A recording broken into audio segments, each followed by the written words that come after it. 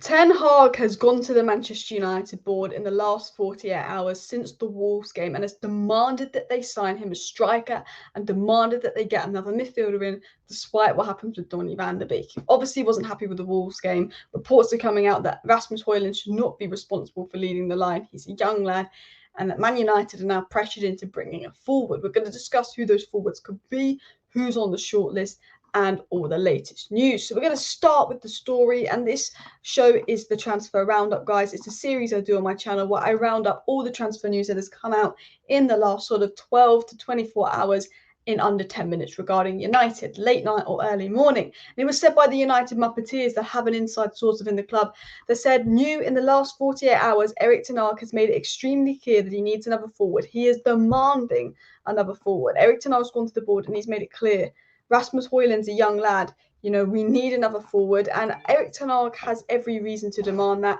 Antony and Garnacho were not great versus, of course, Wolves. Obviously, Garnacho is young, and he's obviously not expected to start every single game. Antony's been inconsistent. Sancho's been inconsistent. Even Rashford is sometimes inconsistent, and you want to play Rashford out wide, really, because that's where he's so much better.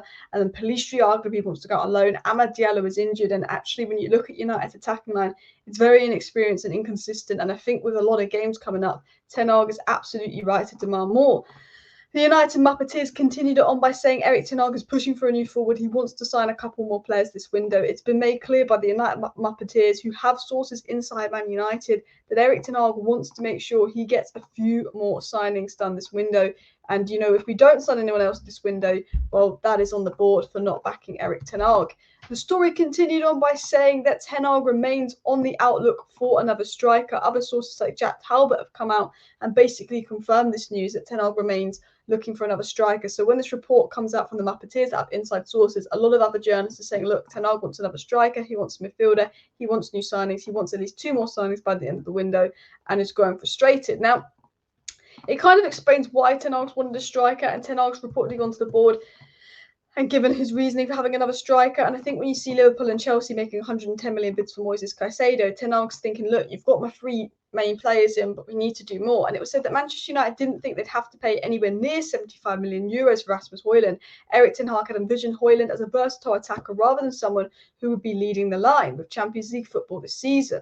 So it was said as well, Erik Ten Hag likes Højlund. Obviously, we didn't think he'd be 75 million euros, which I don't know why they do it in euros. He cost us £60 million, rising to 64 million add-ons. But obviously, being in the Champions League, he's just, you know, he's a great young player. He's definitely going to improve us. I think, as I said, I think having his presence there and his ability to link up with our wingers, we will be a better team, and he'll improve the players around us. But, you know, we can't rely on a kid so young and so inexperienced when we're going to be in the Champions League and Premier League next season. And we've seen that Rashford at striker versus Wolves, he's better on the wing. Sancho is, I think he can do a job centrally, and well, there's Martial, but let's be honest, is there Martial? He's always injured, and it was said that Erik Ten Hag did not expect to be solely relying on a 20-year-old who scored 10 goals last season and is yet to develop as a good or world-class striker. Rasmus Højlund may become. Ten Hag does not want to risk it, and it's true. Ten Hag rates Højlund, he thinks he's fantastic, but Ten Hag's made it clear, I want another signing in, and Ten Hag should be getting another signing in. So the question is, before I get into the news about other players, Man United signing midfielder Gravenberch and Amrabat, who are those signings? And this is a difficult one because the striker market, is very, there's not many options. You know, Real Madrid haven't got a Benzema replacement because Real Madrid are a bit unsure. You know, Osimhen is just crazy price, and maybe Real Madrid are going to go for him next season when I think he's got 1 year left on his deal, and Napoli might have to cut the price. Vlahovic hasn't been great, and again would be expensive. Kolo Muani will be expensive, and again Bundesliga overrated. You know, is there anyone? Let me know in the comments. Any striker out there, maybe Ligue 1 or the Bundesliga that's good? I mean, I'd like Balogun, but there's no way Arsenal would even try that. And I know he's a young striker. The 2 names that United have been linked with are Marcos Leonardo, who's a Brazilian player available for 12 million euros, and João Felix. And the reason they're the 2 names we've been linked with is because João Felix could be a loan deal or potentially free if he gets his contract terminated. However, it's believed his preferred destination is Barcelona. And Marcos Leonardo, because he's 12 million euros, young striker. However, if Ten Hag's problem is saying he's not experienced enough to lead the line, Marcos Leonardo isn't experienced enough to lead the line, and João Felix isn't an out-and-out striker. However, it was said by other reports that Ten Hag would like a versatile forward, ideally someone that could play as a winger or a striker. If only Ten Hag had got Cody Gakpo in January, but they're the two names we're linked with. We'll have to wait and see. Maybe we'll be linked with some kind of Bundesliga gem, maybe an Eredivisie gem. We were actually linked with the Feyenoord, I believe, striker, or was it the PSV striker? I wouldn't be surprised if we get some Eredivisie striker links coming in. We know Ten Hag likes players close to home. I think João Felix will go Barca. Don't know if Marcos Leonardo. I know that's been actually quite strongly linked, if that's what we'll do. I wouldn't be surprised if we get linked to an Eredivisie kind of striker. But let me know if there's anyone in your mind that's probably under £30 million realistically in the budget. It doesn't have to be an out-and-out striker. It can be a versatile forward. But obviously, Ten Hag's preference is an out-and-out striker. Now, Jack Talbot also said a few other things. He said that obviously he wants not just a striker, but he wants a holding midfielder. And I think the fact that Jack Talbot is saying that he wants a holding midfielder, and I'll get the story up here, it was said that Erik Ten Hag still wants a striker and holding midfielder with ball-playing ability. He also wants a centre-back, but that's unlikely with Maguire staying. He said he wants a centre-back. That's not going to happen. No, he wants a striker. He wants a holding midfielder. The reports that he's wanted a striker that came up from the Muppeteers are correct. And he wants a holding midfielder. Now, we've been linked to Gravenberch, we've been linked to Amrabat. We're talking to both, and apparently United are weighing up what to do. I think the fact that he wants a holding midfielder, Amrabat plays holding midfield, and Amrabat can play as a deep 8 that can play close to Casemiro. Gravenberch is very similar to Mount, very similar to Bruno. He would be an advanced 8. That's how Gravenberch was deployed at Ajax.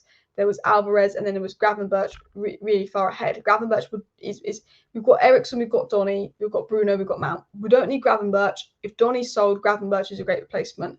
But we need Fred is sold. Fred was a lot more useful than Donny and McTominay last season. We need to get another midfielder because Fred has been sold, and that midfielder needs to be Amrabat.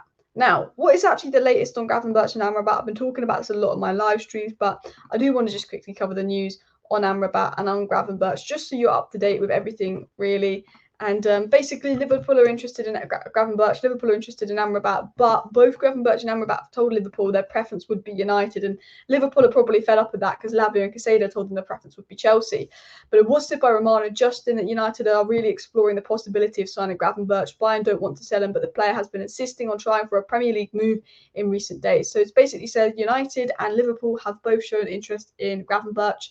Both had some talks. Gravenberch, obviously, we know from Padella and other sources, preference is United. It is a serious interest, and Gravenberch would like to push a move for United. However, it's unknown whether Bayern Munich will sell Gravenberch or not, but we know the player would be open for the move. And despite Manchester United's interest in Gravenberch, it is still believed that their main number one interest and target will be Amrabat. Again, Fabrizio Romano says the priority still remains Amrabat. However, the priority always seemed to be Todibo, and then it switched to Pavard. So you never know. We know that Ten Hag likes players he's worked with, and well, I know that Ten Hag has worked with Amrabat, but he's obviously worked with Gravenberch more recently. I would be surprised if we went for Gravenberch over Amrabat. Just because I think Amrabat's more the profile we need, and Ten Hag's kind of made it obvious he wants to DM someone that's going to give back up to Casemiro, and Amrabat does that. The only way I see United going for Gravenberch is if Donny's not sold and we can get Gravenberch on loan, because then United will bring in a midfielder on loan because they won't seem to buy anyone unless Donny's sold, which again I think is crazy. They're making up these FFP excuses. You've got 12 million for Fred, 9 million for Kovar. Amrabat is a 25 million bargain. You need him. Look at what all your rivals and all the clubs around you are spending. For me, Man United should be going out there and just getting this Amrabat deal done, because Liverpool are interested as well. If he goes to Liverpool, I think I will cry as a United fan. But, you know, United are taking their time on that. The only way I think we will go with Gravenberch over Amrabat is if Gravenberch is on loan, so we don't have to spend any money. But Romano did stay on Amrabat. Amrabat has agreed to join United, and he did that at the end of June. He agreed to join United 2 months ago. He's been waiting for United. United needs to submit a bid now, says Romano. Liverpool have called Amrabat's agency to be informed on deal conditions. So essentially, Romano said Amrabat agreed to join United 2 months ago. He's just waiting. He's getting fed up. United seriously got to submit a bid now or soon, because Amrabat's agency is in talks with Liverpool. And while Amrabat wants United, he's rejected so many other clubs. If United are going to take too long to put a bid in, he's going to go to Liverpool to make sure he gets that move. You know, we can't let that happen. One, because Liverpool are arch rivals, but two, this is the guy that Ten Hag's wanted for 2 months. If you watch the Wolves game, you know we need a midfielder. It's not even about him going to a rival. It's the fact that he's a player we need that is at £25 million. It's not like he's £80 million. We can't afford that. He's £25 million. we can afford that, we need him, and we agreed terms 2 months ago. To agree terms 2 months ago with a player and not sign him is crazy. And it was said that Liverpool right now are not actively looking to sign Amrabat, and they're looking at different options, and that's because Amrabat's told Liverpool his preference is United. But if we get to the end of the window and United still haven't put a bid, it's said that Liverpool do have money left for Amrabat. I know they've signed a young DM, but that was for 20 million. They bidded 110 million for Caicedo. Liverpool have the funds to bring in 2 or 3 more players, and that's what Liverpool Football Club plan to do. So we still got to watch out as well. But the interesting thing that's come out really, and this has come out in the last 10 minutes actually, guys, and this has come out from Sky Sports, it was a report about obviously Manchester United discussing options. It was said Manchester United is still discussing whether a deal for Amrabat or another midfield option is possible. And this story potentially worries me because obviously today news came out that Donny's move to Real Sociedad has fallen through. And now news is coming out that United don't know if signing Amrabat is possible or signing midfield is possible. I'm just hoping that's one of those filler stories, and hopefully we do get Amrabat done. Ten Hag wants Amrabat. He's demanded Amrabat. He's demanded a striker from the board. The board do have the money. FFP is an excuse. They need to sell better, and they're not. We'll have to wait and see what they do. Smash a like, smash and subscribe. Thank you for watching, guys, on today's transfer roundup in 10 minutes. Hope this was clear. Back with a midday video. See you then.